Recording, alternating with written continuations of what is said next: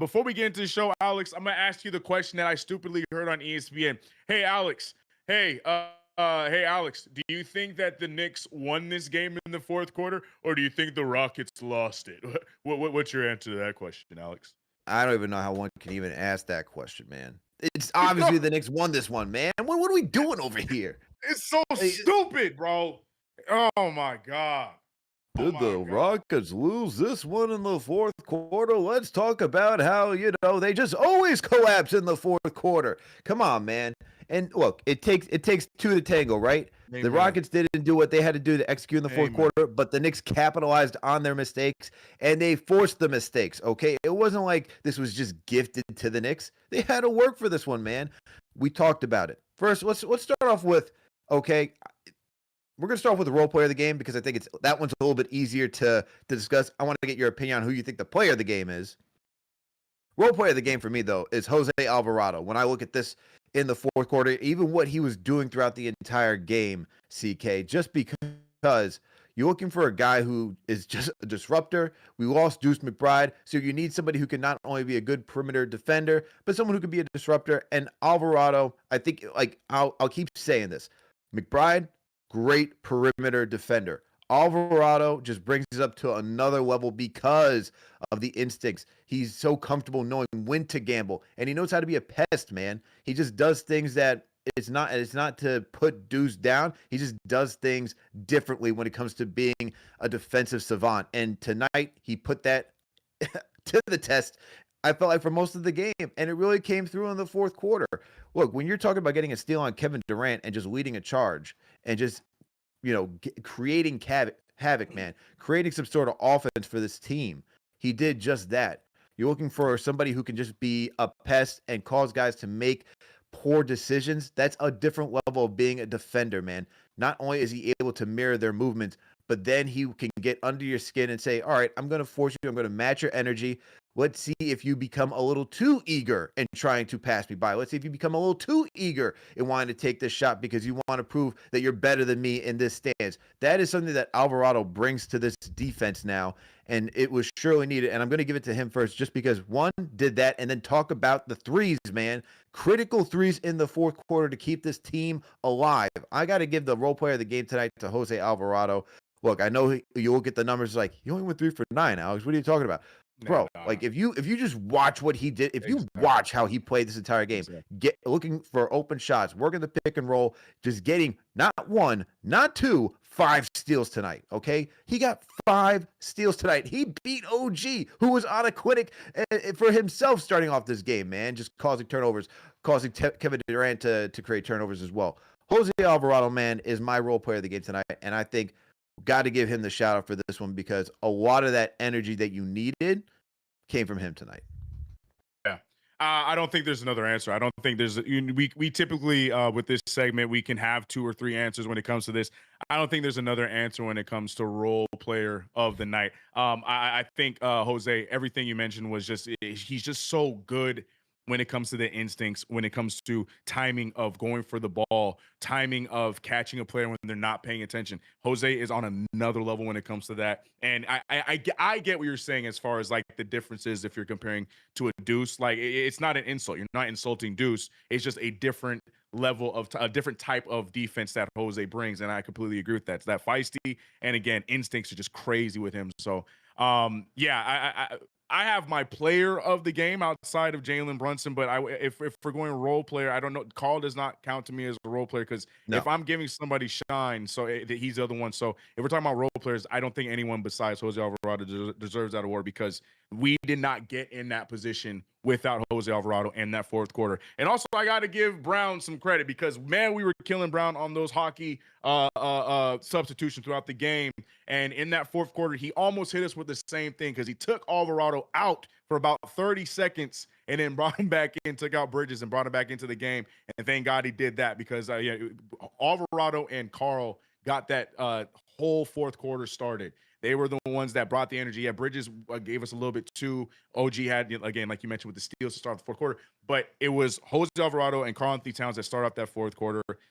Mike Brown scared me when he took him out. but he brought him right back into the game, and thank God he did, because there is no winning this game without GTA 5 closing the stretch. So I don't think there is another name that should be role player of the game outside of Grand Theft Auto. I'm gonna be the bigger man here, because everyone knows, especially the play-by-play crew, the play-by-play chat, everyone knows that I am very critical of my player of the game, and I'm going to give him his due when he deserves it, and that is none other than Karl-Anthony Towns. To me, this is what we need from this guy. For me to call you the Big Bodega again, for me to call you Big Cat again, for me to give nicknames to you once again, we need nights like tonight, because Alex said it at the top, and that is what I've been wanting from this guy. We talk about Mike Brown needs to drum up plays to get him in the spots. I'm not hearing any of that. I want this guy to understand, man, I got little defender on me. Give me the rock.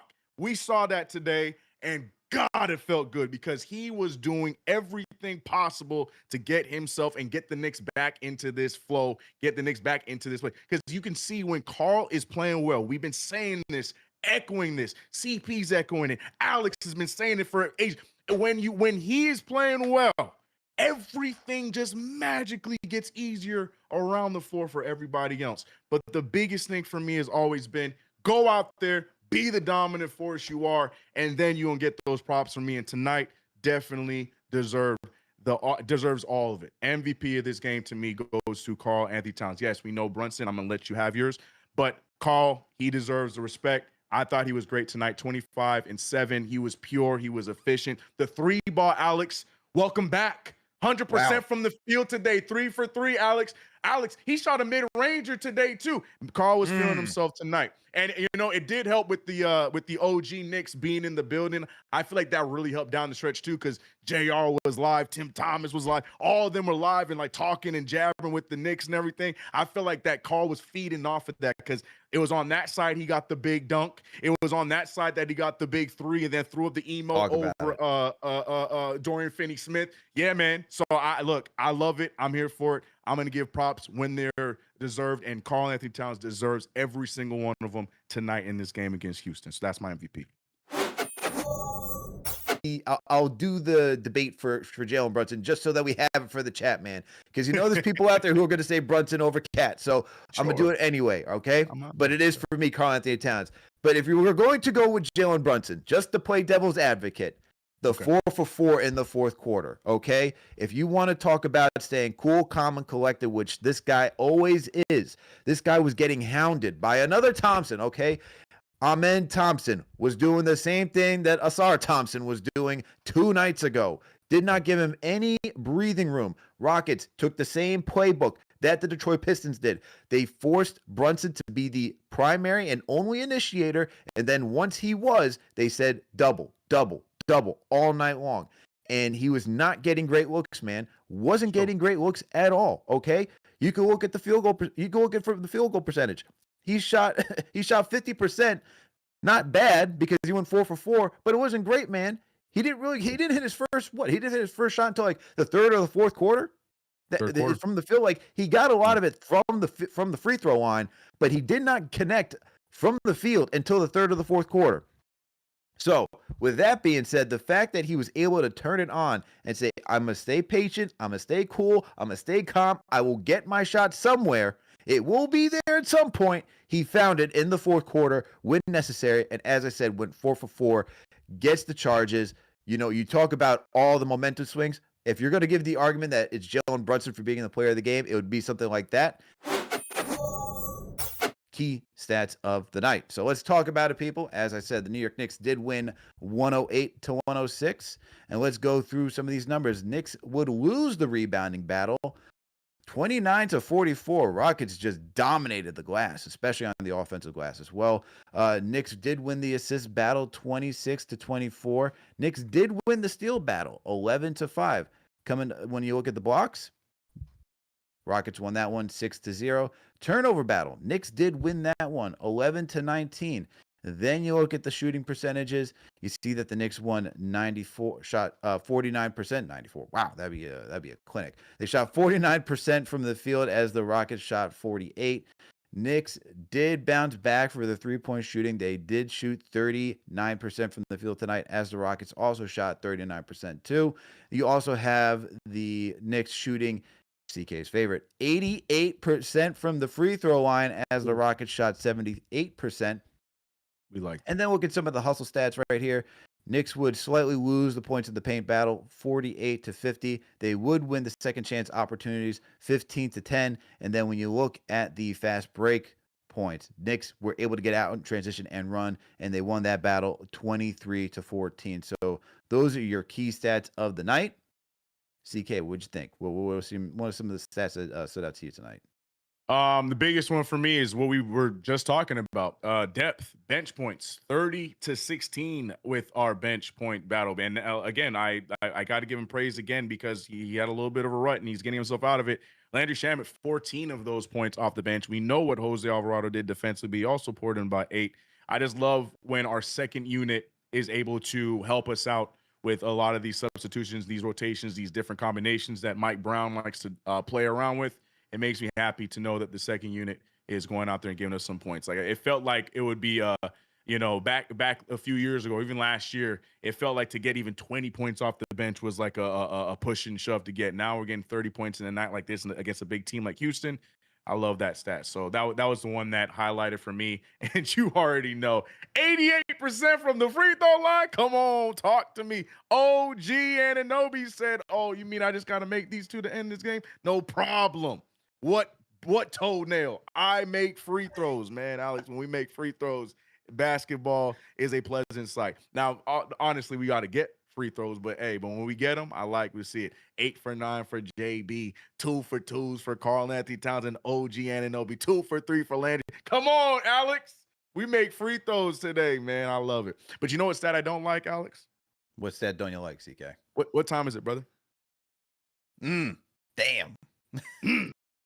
My man said 10 minutes. Damn. Damn. Yeah, We passed the 15-minute mark. Sheesh. Yeah. Well, that's a key stat for tonight. All right. And that key stat, the key stats tonight, brought to you by none other than Fabletics. Shout out to Fabletics, man.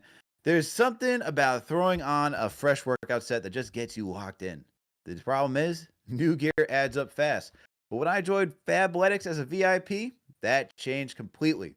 So when I signed up, I got 80% off everything. And I thought it was too good to be true.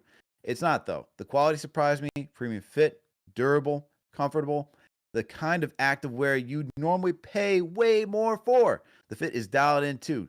Joggers that keep their shape. Jackets that keep you warm without feeling bulky. Perfect for workouts, travel days, or just getting back into your routine. And look, I went to the website. I got the shorts, all right? Got the line shorts. I got the t-shirt as well. As y'all know, I like to play pickup basketball. I need to be feeling light. I need to be able to run out there, man. I like the gear was just like fitting, all right? It's light, fitting, definitely durable. Highly recommend. For all you people who play basketball, I actually do recommend getting that stuff. So make sure to go to Fabletics and join as a VIP, okay? So Fabletics already has incredible deals, and I've got an exclusive offer just for my listeners. Get 8% off everything when you sign up as a VIP. Just head to fabletics.com/KFTV, take the style quiz, and be sure to select KFTV when prompted, all right? That's fabletics.com/KFTV. Make sure to go support Fabletics, man. All right, boom. So I'm at work, but everybody know, like, I don't give a goddamn about nothing. So boom, right? Yo, shout out Mando, man. I take care of my odor, profusely with the utmost friction in my mixture.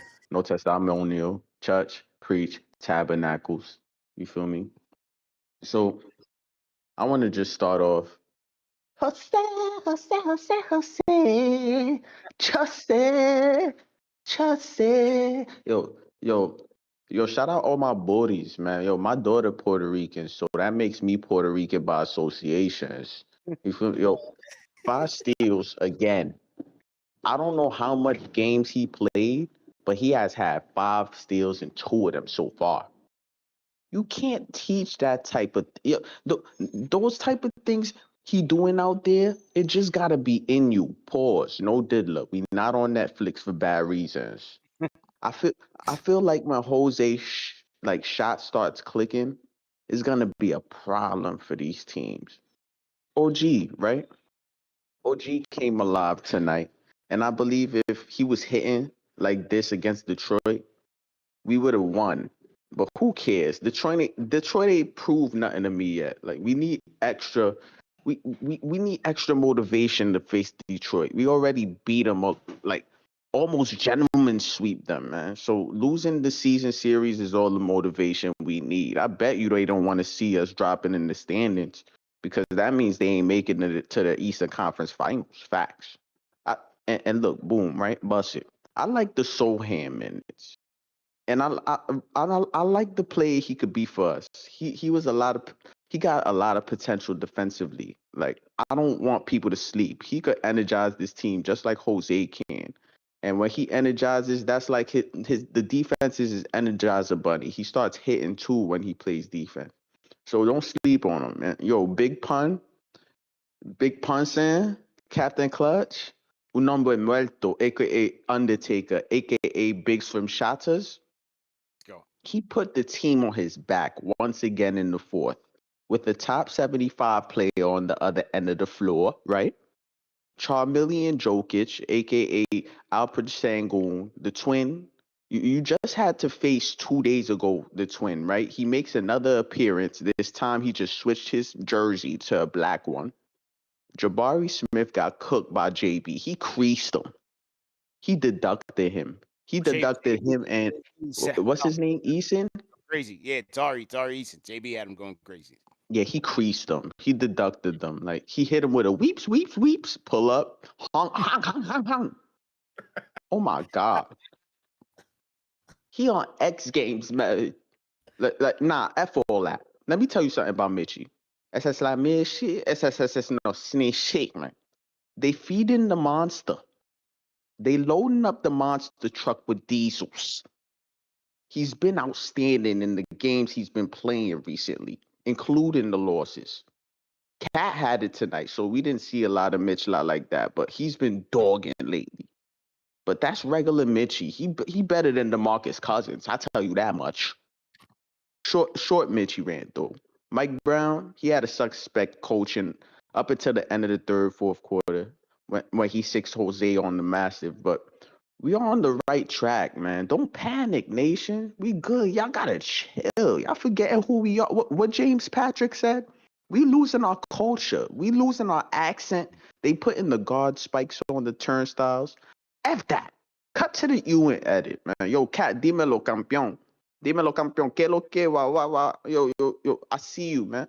He hit a midi tonight, y'all. Y'all seen it? Yes. Yeah. That mid-range over Sengun was nice. That was proper. Yep.